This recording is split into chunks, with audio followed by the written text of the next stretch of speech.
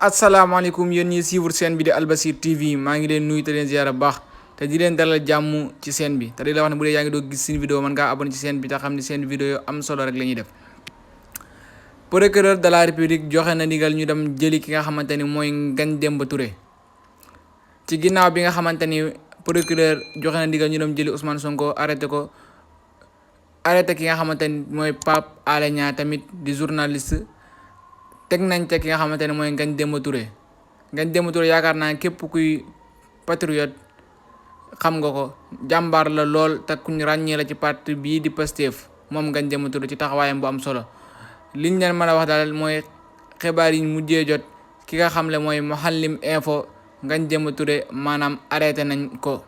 kon nag sénégalais yéen ñëpp yéen a gis li nga xamante ne mooy am actuellement ci Sénégal muy loo xamante ni kenn rafetlu ko waaye tamit. yéen jeunesse bi xam ngeen li nga xamante ne mooy seen taxawaay xam ngeen li nga xamante ne boo leen ko defee moo mën a saafara mbir mi di ñaan nag yàlla indiwaat jàmm ci réew mi di ñaan képp koo xamante ne nag mën ngaa dox jàmm ci réew mi nga dox ko ndax lii nii ñu gis fi ñu jëm baaxul fa mu jëm baaxul lii ma gis fi mu jëm baaxul kon nañ ci taxaw bu baax.